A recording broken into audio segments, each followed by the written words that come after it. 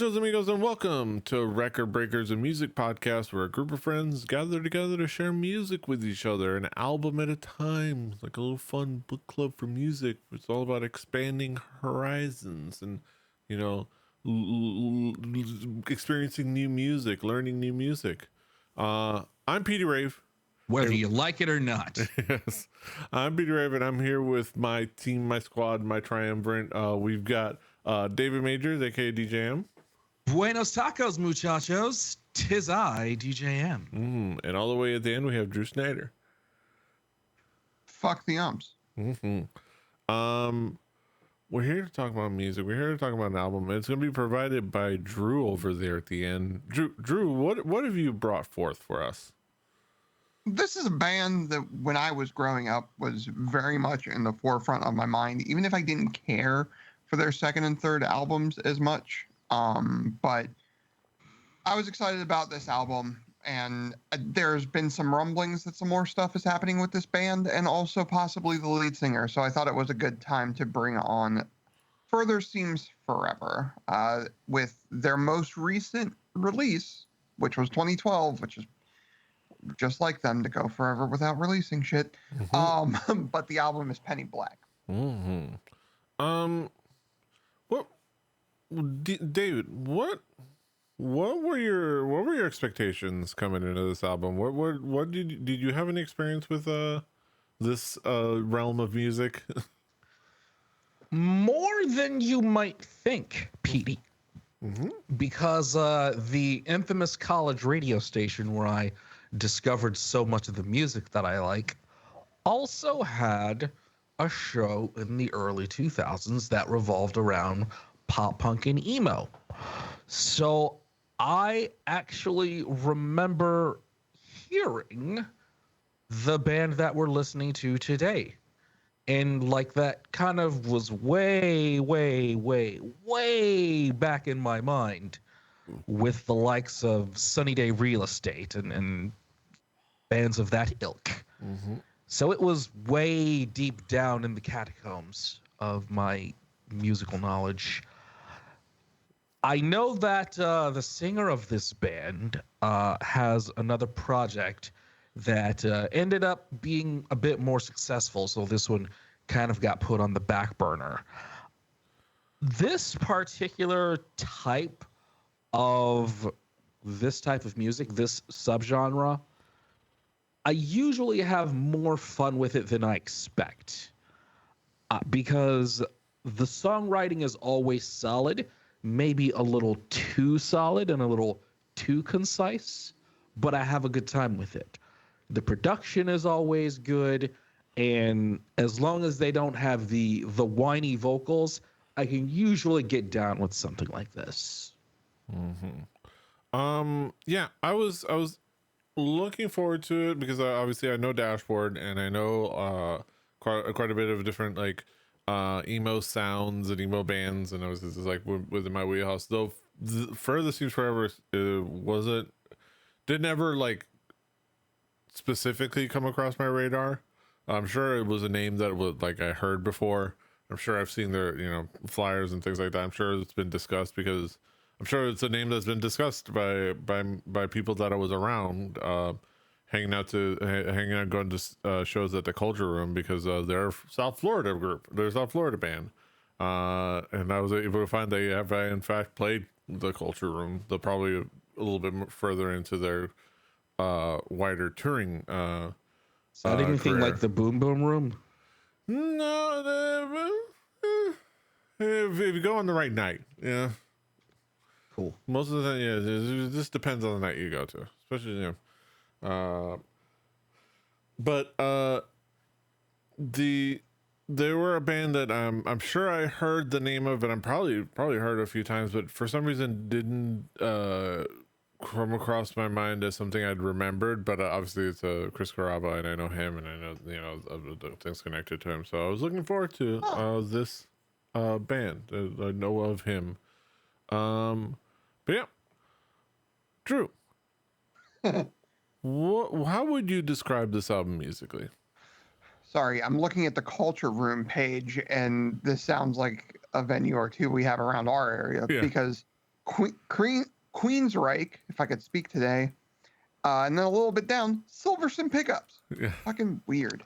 Okay. I was on our prog metal, and Queensryche is getting some really good reviews for their tour right now. Nice. Bet.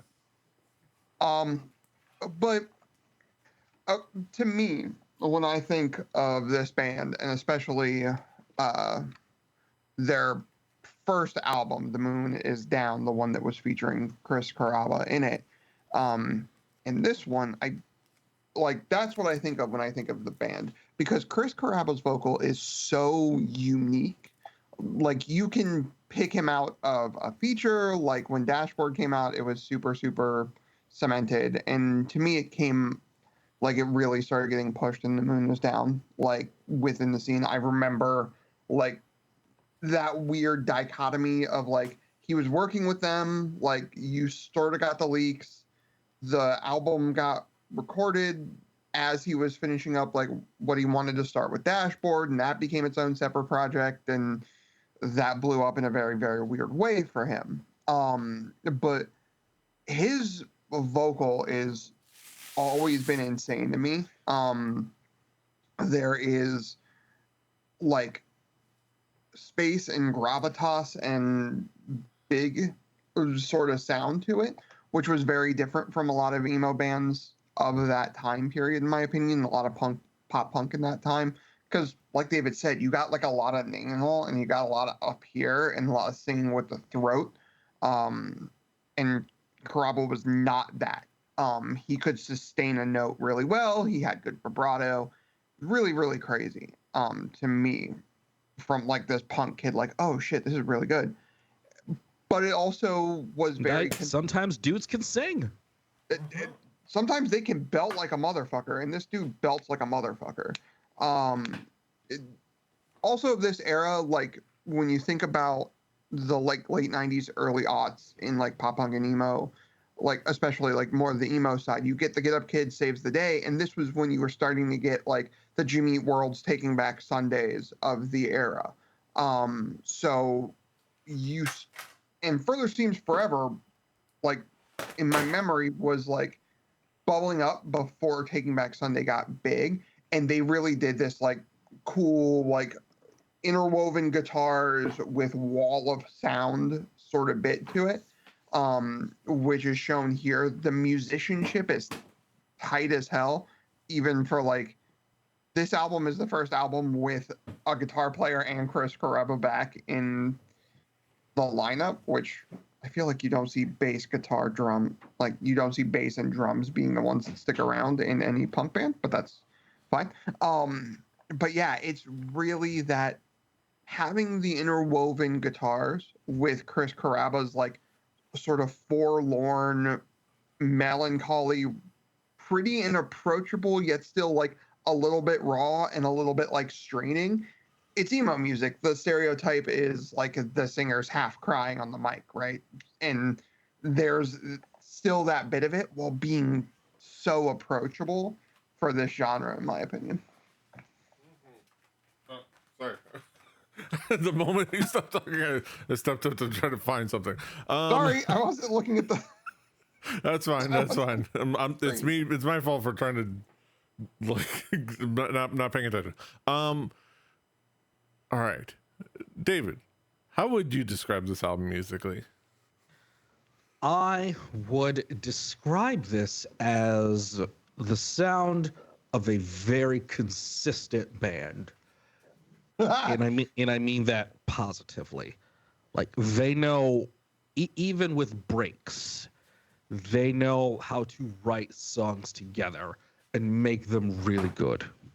And everyone here involved in this knows. It sounds like they all know each other's strengths and weaknesses musically, and it all sounds very cohesive. And I'm going to say the word tight, not necessarily in a complimentary way, but I'm going to get to that. It goes back to my one bugaboo with this genre. There's a lot of good here. I just feel like it's not explored enough.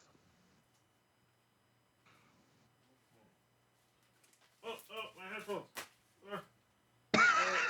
Wait for me. The headphones are. Folks, PD dropped his headphones and walked away. So we're just going to let him take his sweet ass time to get back to his desk. And just while that's going on, overall, I'm at a 3.5 out of 5. Okay. Yeah, this is. I was like, I was trying to find something. I'll leave it for the conclusion, but musically, this is a very consistent, tight emo album. It is like Drew has described, it's kind of like a nice particular cross slice of the emo scene that pulls from a time period in particular, and pulls it forward and brings it just whole cloth into where they were at the time, and that's nice. There's really nice musicianship, really nice energy, really nice like really nice energy, really nice like I think there's some nice variety and energy and tempo and things like that.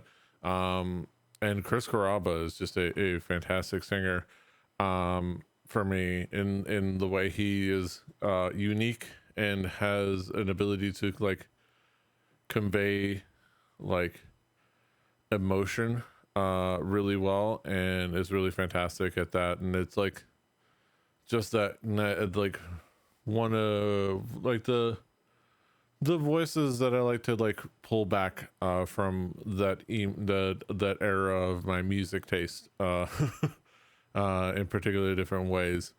So yeah, and this is in my wheelhouse. And I think it's there's a lot of points where I think it gives nice little breaks, but for the most part it's fairly consistent as far as like the sound, the guitars are really really nice there, and like and yeah, and it is a musically well crafted emo album for sure. Let's talk about the key tracks. Drew, what are some of the key tracks to zero in on? Well, So Cold, to me, Oh, so cool. emo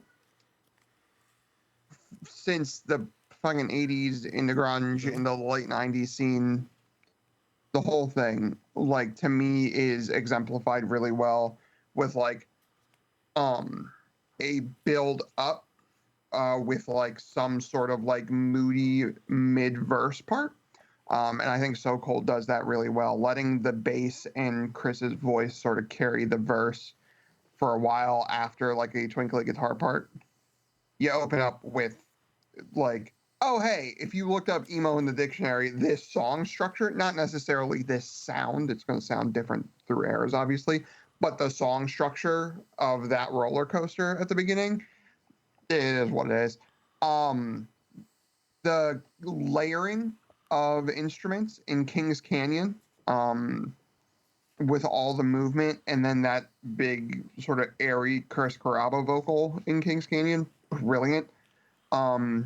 Penny Black, the drop-ins, drop-outs, like that sort of ride that it goes on, I think is really, really great. You have to make if you're gonna do a title track, you have to make it strong. It's the same problem in my mind as a first song. The first song should give you an idea of the album. A title track kind of has to do the same thing, and you're putting it somewhere else in the album. Like, you gotta, if you're gonna do it, you gotta do it. And I think they achieved it here. And then the last song, if there was a song that felt like a early like 2010s ish credits to some like indie love story where the dude's kind of a douche and the girl he's in love with is like, yo, you're kind of a douche. And then like he realizes he's a douche in the third act and tries to fix it. This would be the end credits to that movie. Yeah. I think my mind is just thinking Juno. It's kind of what Juno is. But it uses the acoustics. It uses sort of that, I don't want to say emptiness, but like when you're dealing with a lot of the album that can border on wall of soundy sort of bits, it does feel like just sort of letting the instruments breathe a little bit. And it's cool. Yeah. It feels weird, but cool. Yeah. David, what will be some of the key tracks for you? First of all, So Cold. It was an immediate re-listen for me. Just very, very cool.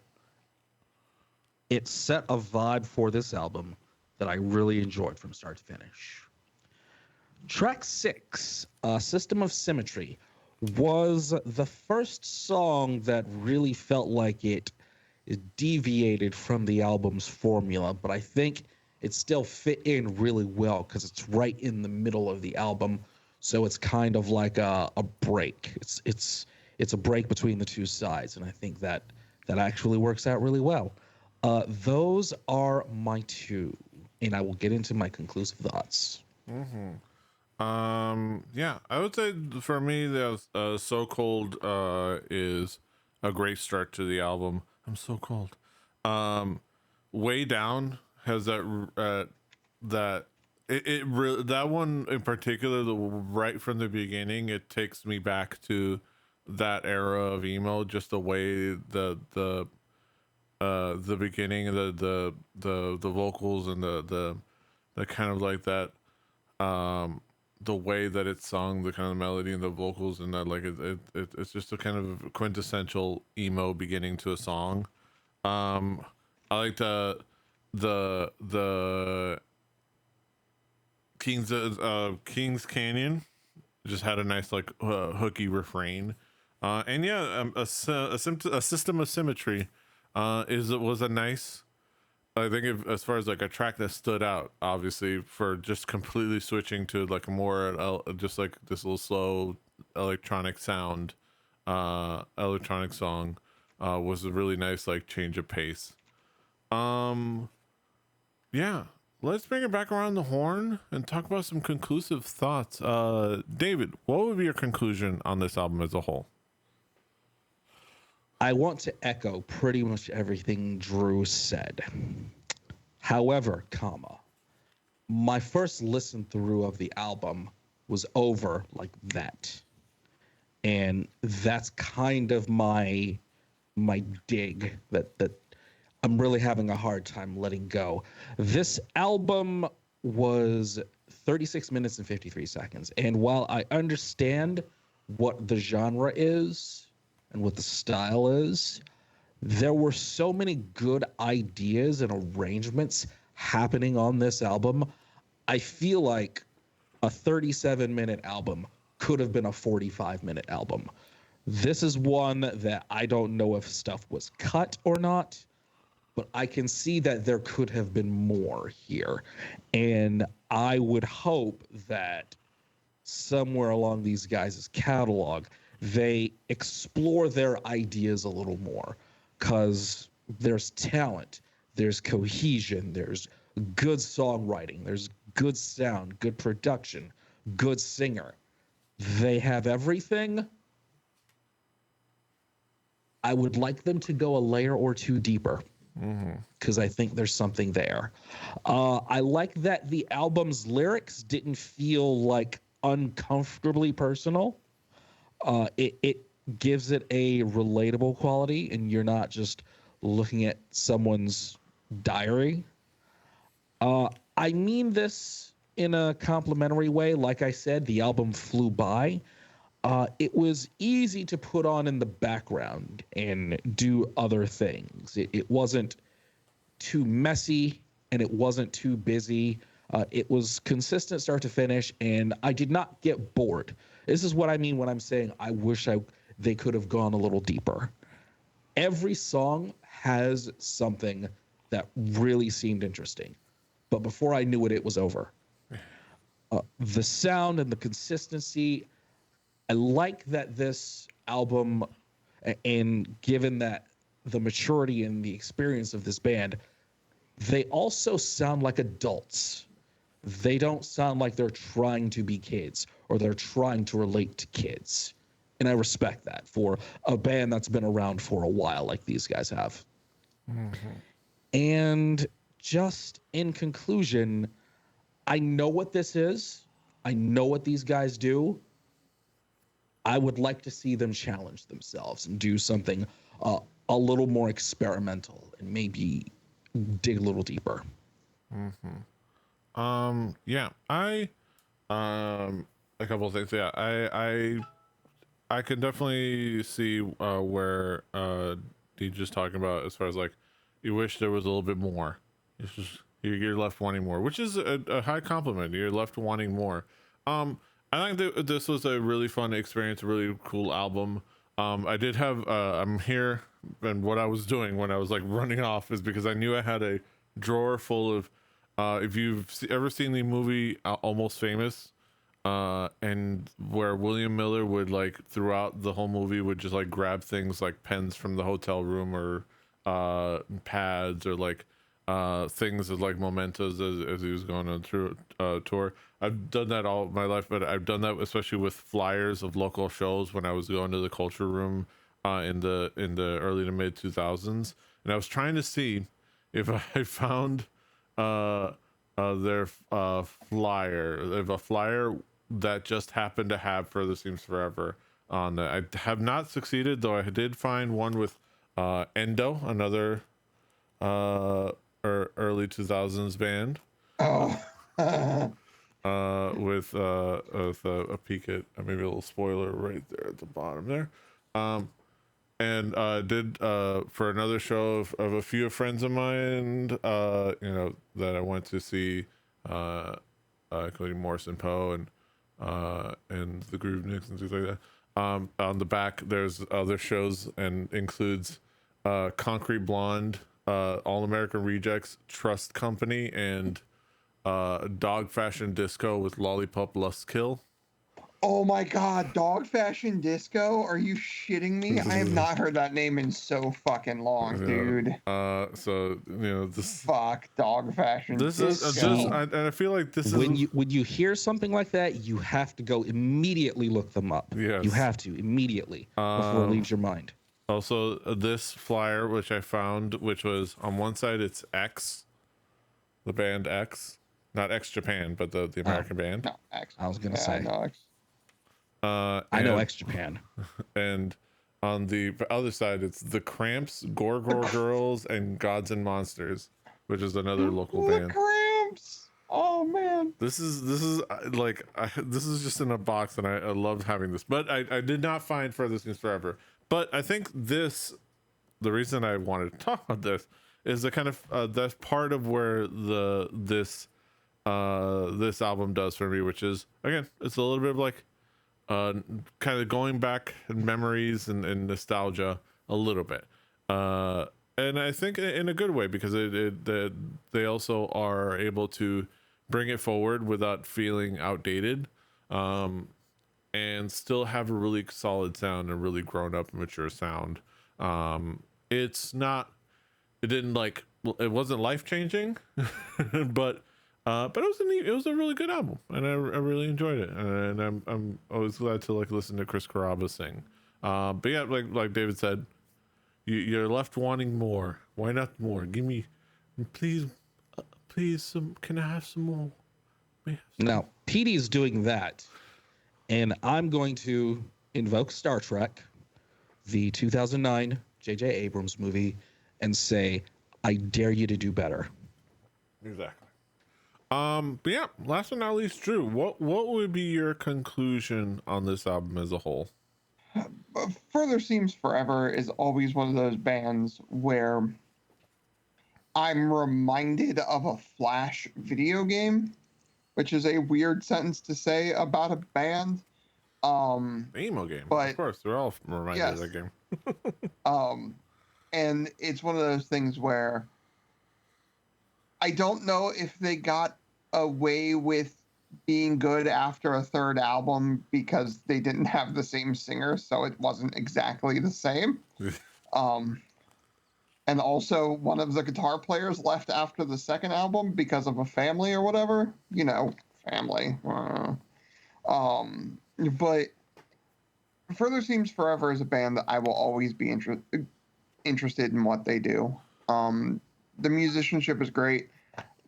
I don't disagree with the assessment that sometimes you wish the bridge would have a little bit more room to breathe before the vocal came back in, explore like that sonic space a little bit more, let the guitars do a little bit of more twinkly meedly me's and such.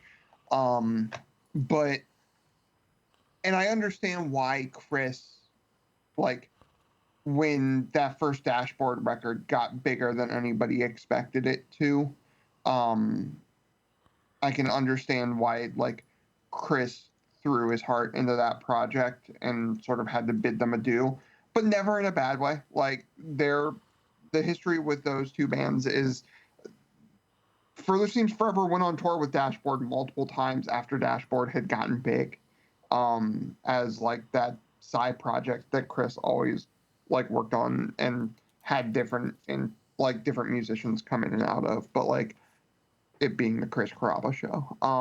But they went on tour together. They would regularly play, like when they were on tour with Dashboard, they would regularly bring Chris out and he would do songs from the first record. Like it was something that they were never in, like they never had anger with each other. And I think It's that not this exactly album shows. old Queensryche and new Queensryche.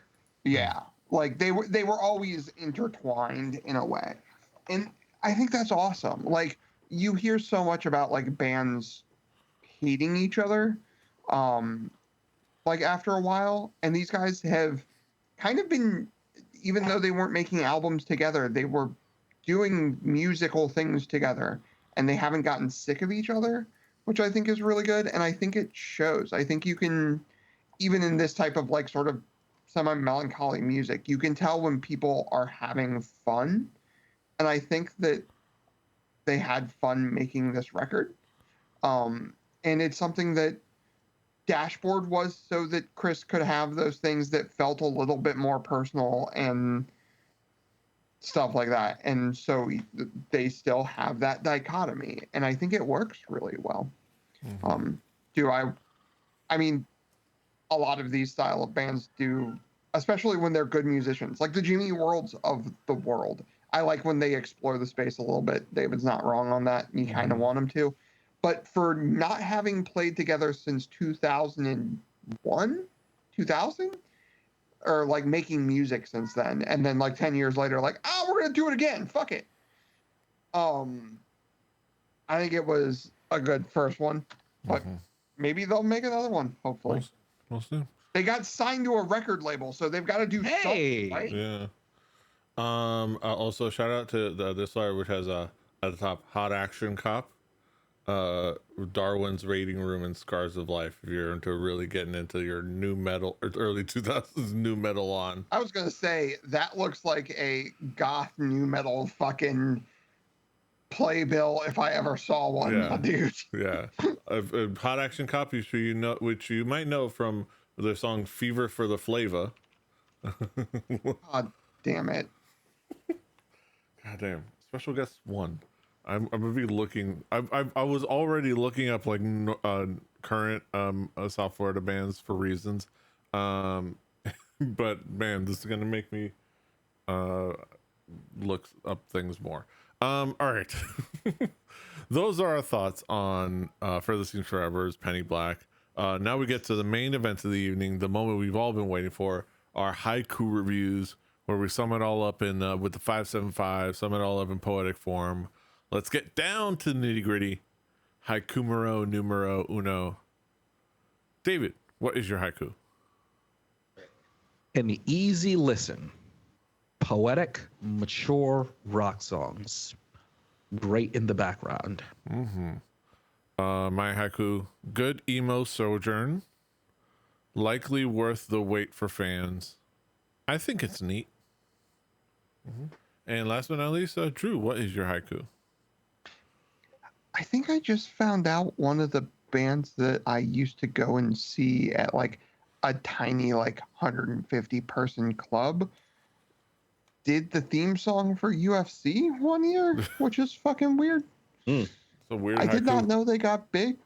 Sorry. You went down memory lane with new metal, and I was like, what's STEM up to these days? A band coming back. What made me love them before? Perfect music match. Yeah, those are our thoughts on Further Seems Forever. Penny Black. I'm gonna grab this flyer because I'm gonna need it.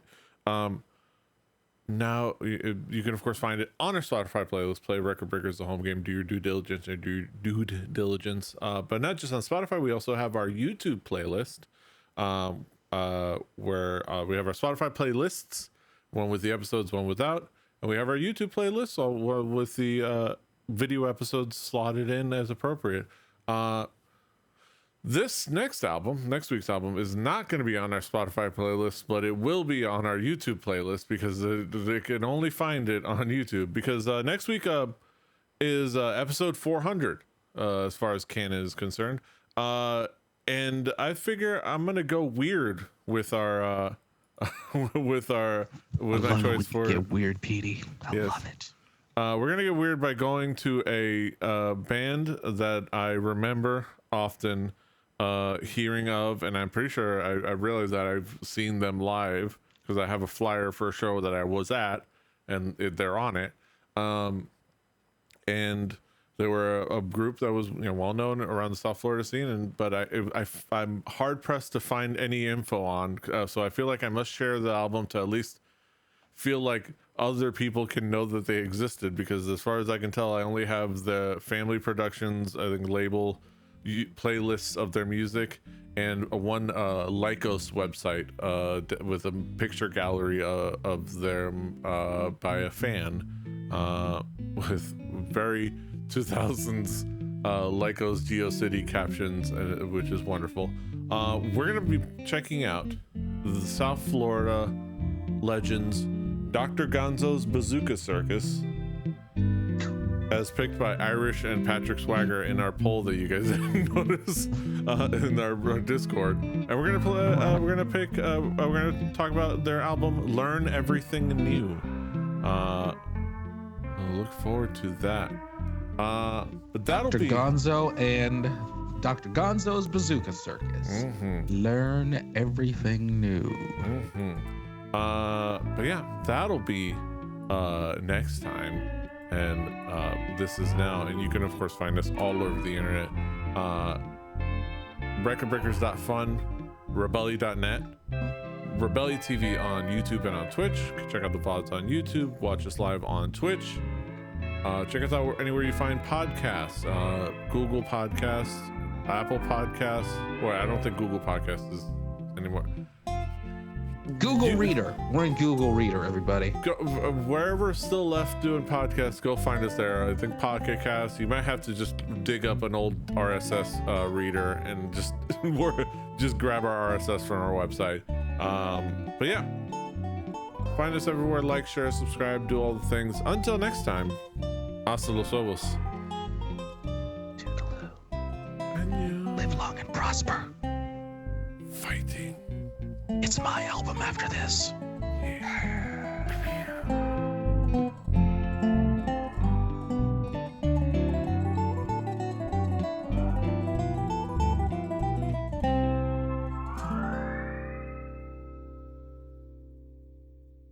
Diamond Club hopes you have enjoyed this program.